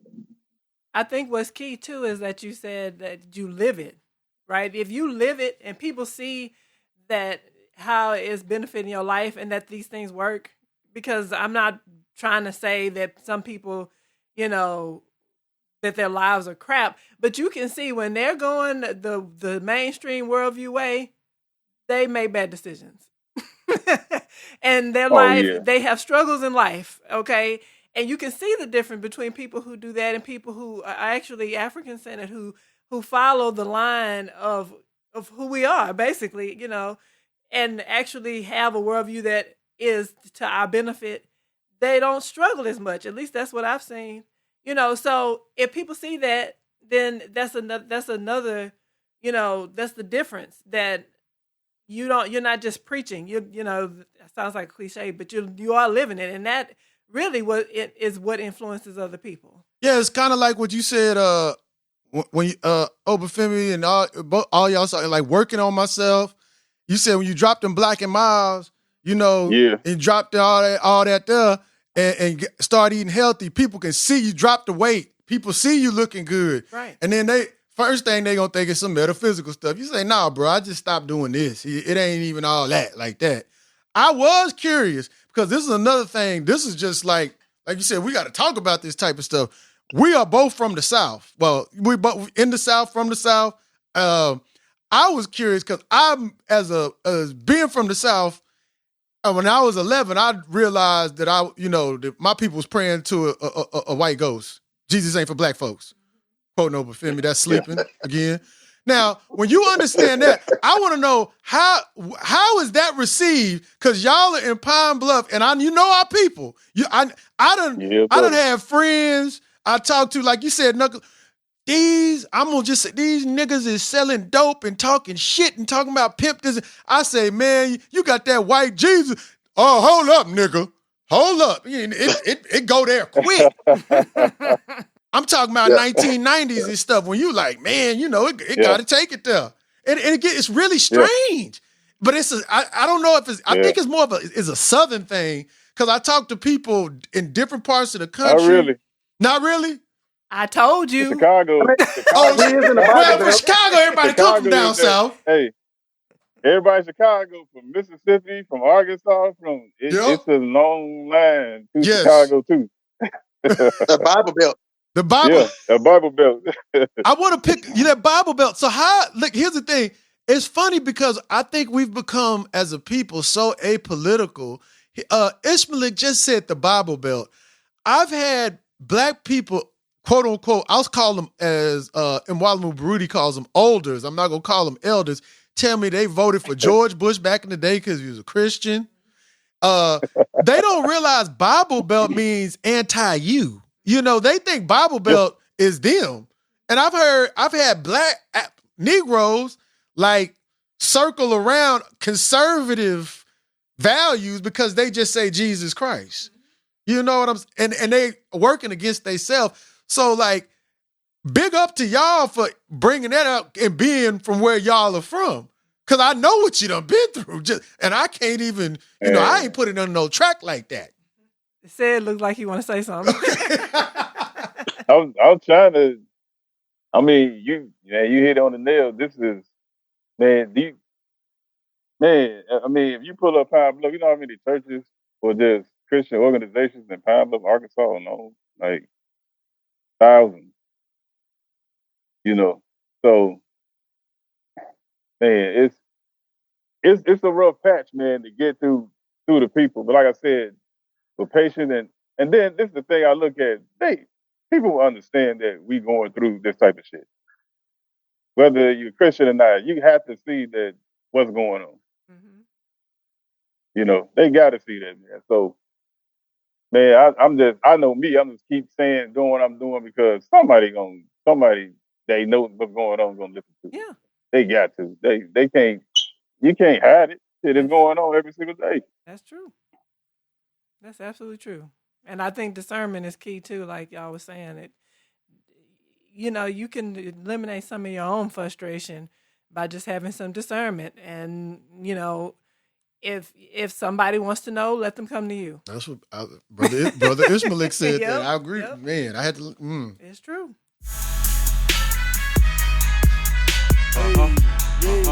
Hey, it's over, Femi. Come on. MCE. We back at it. They still sleeping. They still sleeping. Stand up. Yeah, we gon' wake them up. Raise your fist. We gon' wake them up. MCE. They still sleeping. Praying to a white ghost. Jesus ain't for black folks. Then the same motherfuckers put you on the ends of rope. Probably stepping on toes. Know your friends from your foes. Over Femi, know the name from Arkansas to Togo. Po-pos, gunners down, turning smiles to a frown. Time out for turning up, sipping, surfing, blowing loud. Better grow some food, learn to hunt, get some real skills. Stop that pill, pop it. Your medicine is food for real. I done lost a lot of weight when I stopped eating flesh and put down them black and miles, cause I'm gon' need my breath. Biggest brainwashing tools, religion, TV, radio. Return of the gods, like the old Mex in Mexico. There he go, talking that black shit. You. Spirit of maroons in me, Ashanti the Zulu. The universal flag flying high like Hey-Ru. Truth up in your face, although hidden in plain view. Just to white supremacy, I woke up from a dead state. Refining my anatomy, clearing out my head space. Some people think I lost it, went off on the deep in. Lost that crackatosis, but many niggas sleeping. Death to white supremacy, I woke up from a dead state. Refining my anatomy, clearing out my head space. Some people think I lost it, went up on the deep end. Lost that crackatosis, but many niggas sleep. If your parents didn't know, how the hell they gon' tell you? Easter Bunny, Santa Claus, and Cupid fairy tales do. Asian sell synthetic, how the sisters keep your natty crown. The war horn blowing, Miles Davis, you hear the sound. Fluoride in the toothpaste, corn syrup and everything. Sugar is a drug, my brother, it's assault on your brain. Arabs run the gas stations and all the liquor stores. No more asking for freedom, man. Yeah, we kicking those. Children of the sun can't run from your adversary. Malcolm said it clear, by any means it's necessary. Ebola, chemical warfare against the African. ISIS is U.S. government made in Taliban. Let your knowledge be born, prepare for the storm. What's natural ain't the norm. MCE ring the alarm. It's a million of us suited and booted for revolution. Get our sovereignty beyond this U.S. Constitution, cuz just to white supremacy, I woke up from a dead state. Refining my anatomy, clearing out my head space. Some people think I lost it, went up on the deep end. Lost that crackatosis, but many niggas sleeping. Death to white supremacy, I woke up from a dead state. Refining my anatomy, clearing out my head space. Some people think I lost it, went up on the deep end. Lost that crackatosis, but many niggas sleeping. Just to white supremacy, I woke up from a dead state. Refining my anatomy, clearing out my head space. Some people think I lost it, went up on the deep end. Lost that crackatosis, but many niggas sleeping. Death to white supremacy, I woke up from a dead state. Refining my anatomy, clearing out my head space. Some people think I lost it, went up on the deep end. Lost that crackatosis, but many niggas sleeping. You are listening to Knowledge Yourself Volume 2.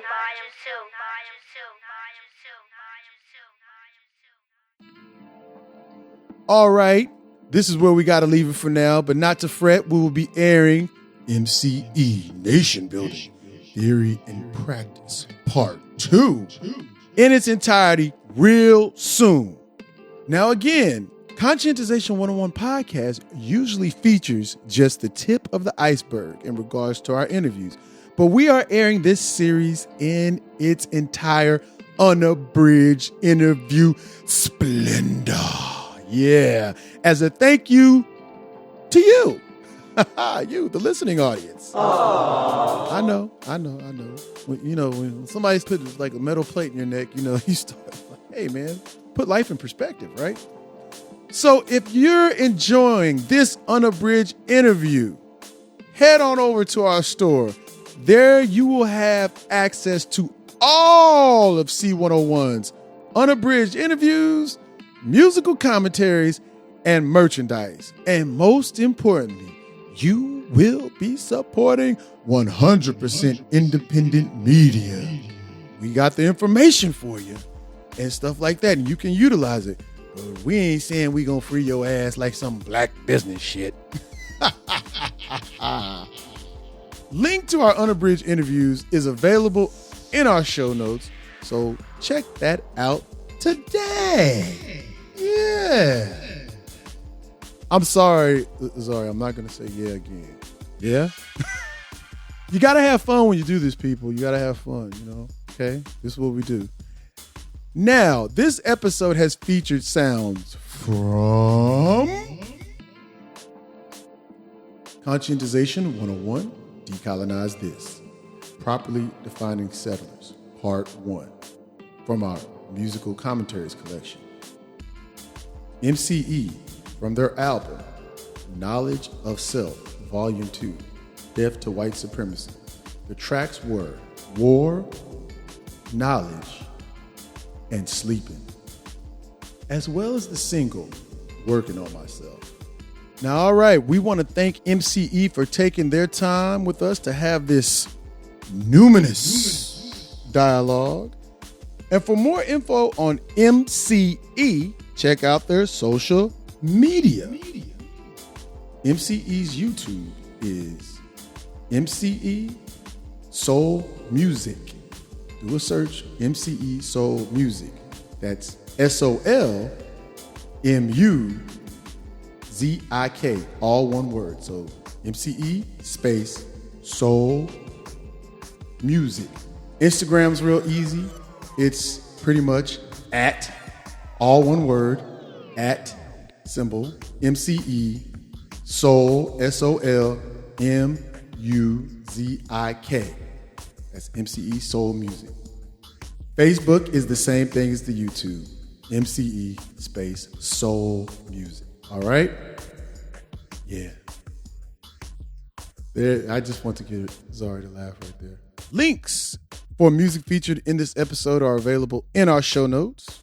Links for MCE's social media, Amazon, and Bandcamp searches are also available in our show notes. Okay, so the show notes, as you know, it's on the website. And depending on if they haven't changed the format and podcasting, posting show notes when you get the podcast on Apple or anything, everything's in the show notes and there's links in there if they still let you do hyperlinks. They do, last time I checked, but they change up this technology. They try to keep you on your toes so they can keep selling you stuff, man. That's, that's no way to run a black business.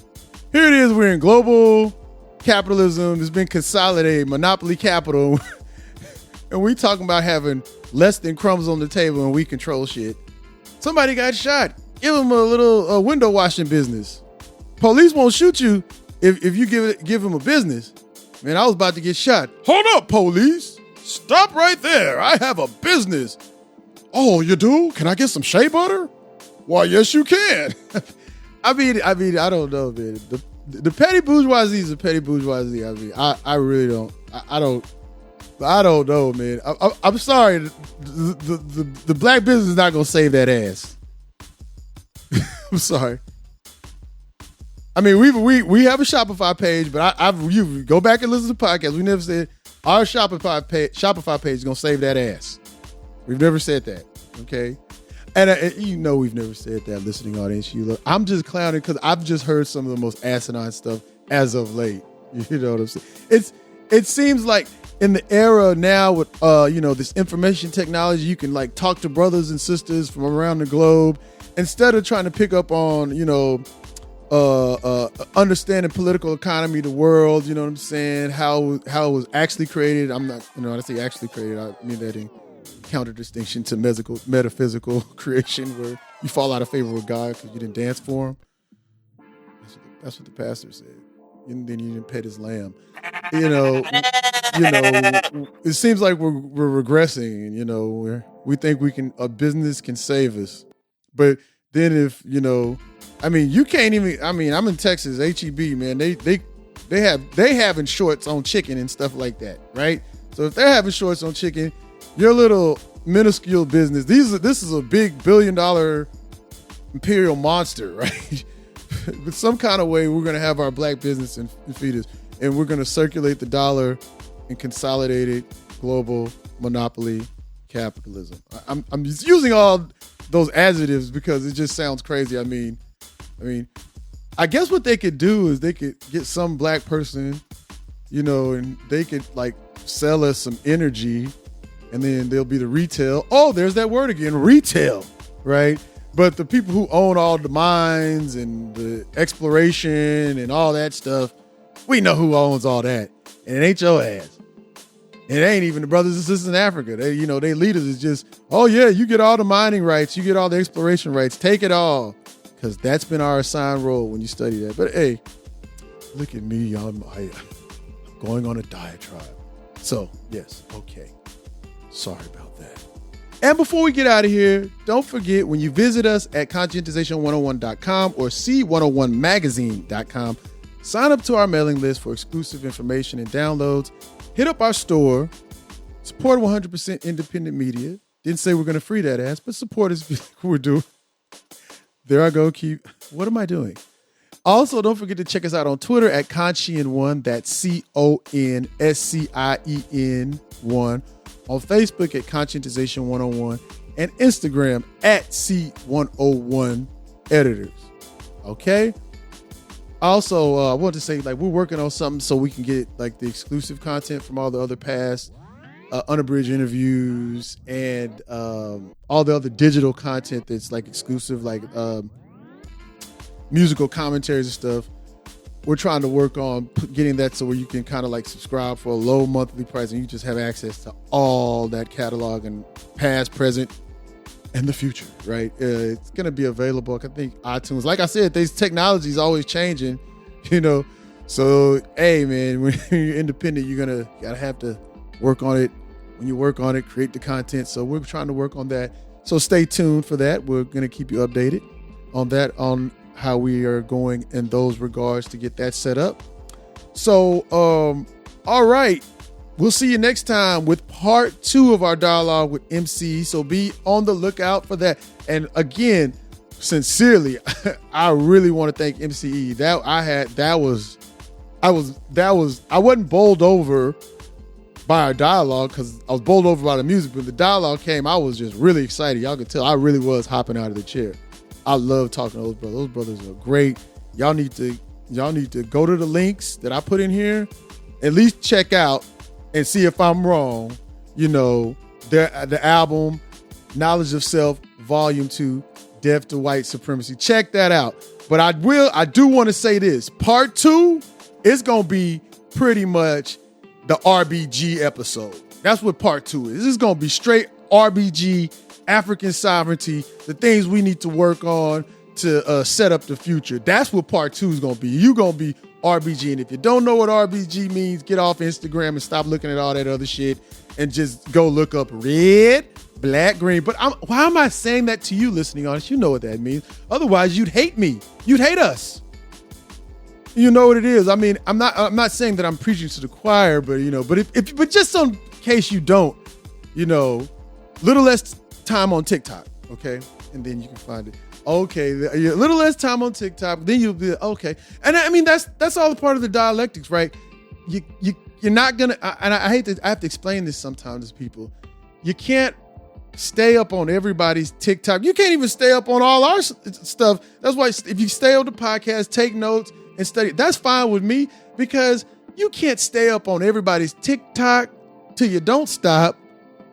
The Instagram search, the stories, the reels, the kills and the thrills, and read and build and produce stuff.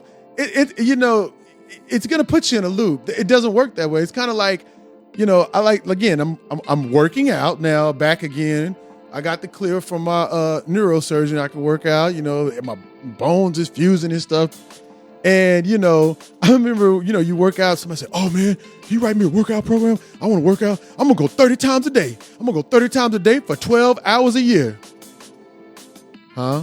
I'm going to go 30 times a day for 12 hours a year. I can't be stopped. Let's just go 3 days out the week. No, because I'm serious this time. I'm going to go all day, every day. You can't stop me. I'm going to go. And they end up not even going one day. You see what I'm saying? So you just, like Fela said, go slow, go slow. You know what I'm saying? Don't be in such a rush. That's the Western society have us all embedded with some kind of FOMO. We don't need that.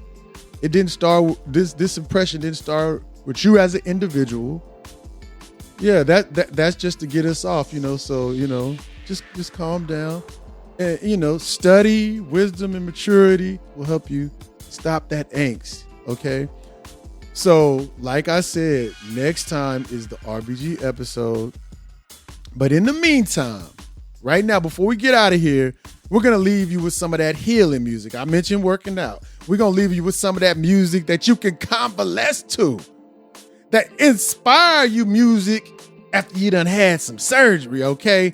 This is a song from MCE that I consider to be like 50 in the Clip 2.0 music. Y'all remember 50 in the Clip from Dead Prayers? Man, this is what this remind me of. So we're going to leave on that note. And until next time is RBG time. It's a go. Okay, it's a liberation time. But right now, it's time for fortification, because I got to work on myself. Peace. Well, boys, we hit the jackpot this time. MCE in the building. Y'all know what time it is. Yeah. Been in my house, picking up some weight, cause I wanna cut that 230 down to 208. It's like 230 now, I ain't ate since 208. Hungry than the mug, in the kitchen, picking up some weight. A minute, my decision of what I eat is a reflection of what's in me. I take the direction of what's in me. I'm making corrections of what's in me, what's in we. G-O-D, E-O-B, C-E-D, until we F-I-E-E-R-B-G, until we cool for freaky. Work on my conditioning, fight of the condition we in. Unhealthy, it's unhealthy. It don't matter what religion you in, don't matter what tradition you in, don't matter what position I'm in. Positioning myself to be in position of persistence into the years of growing wise and growing old. But time to compromise and comfortable to accomplish just to come and go. Working out machine, come and go to the fair with the friends who only come and go. When the fair with the end is only sleep and snow. Outside, we outside hitting the road. Let's go. I've been working on myself, steady building up my temple. Gains on top of gains, health is wealth, monumental. Eat to living by the code. It's embedded in my mental transformation in the making for myself. I don't resemble. I've been working on myself, steady building up my temple. Gains on top of gains, health is wealth, monumental. Eat to living by the code. It's embedded in my mental transformation in the making for myself. I don't resemble. Shango, Harold, Cootie, Spirit Bowl, on the move, on the go. Comedic drip, draped in gold. G-O-D, I am the mold. Flipping the script, exploring the rhyme. Remember the crib now, I pay for my kind. The hood ain't the same, the weather is strange. Cloud seat with planes, you think it's a game? Building my immunity, my people war for unity. Your favorite rapper's eulogy. He's selling death to family. The system must dismantle it. Please believe they handle it. This shit gon' burn, candle it. RBG gon' handle it. 50 in the clip, set up, push up, crunches, dips. Alkaline, my water sip. Trip like Black Star Line and shit. Brethren, Lion Panthers, Wild Dogs. Speak your piece, sound out my regimen. Be healthy, man. Fruits and veggies, whole grains, you dehydrated. Constipated rappers need a detox. Astronomical precision in alignment, equinox. Flexing my complexion, melanated, lethal weapons. Channel my aggression in myself. I made plenty investments. I've been working on myself, steady building up my temple. Gains on top of gains, health is wealth, monumental. Eat to living by the code. It's embedded in my mental transformation in the making for myself. I don't resemble. I've been working on myself, steady building up my temple. Gains on top of gains, health is wealth, monumental. Eat to living by the code. It's embedded in my mental transformation in the making for myself. I don't resemble. I'm trying to figure out, I wanna see, can I believe what my mind's telling me? Feel it in my body, feel it in my soul. Do I succumb to it? Do I let go? Foundations falling, no longer hold. Try to stay up, but it's breaking my soul. Don't break my spirit, don't break the mold. Don't leave me hanging out in the cold. Cause they wanna see you empty. Even though you got plenty. Why they wanna see you lonely? Suffocating down in the deep. I've been working on myself, steady building up my temple. Gains on top of gains, health is wealth, monumental. Eat to living by the code. It's embedded in my mental transformation in the making for myself. I don't resemble. I've been working on myself, steady building up my temple. Gains on top of gains, health is wealth, monumental. Eat to living by the code. It's embedded in my mental transformation in the making for myself. I don't resemble.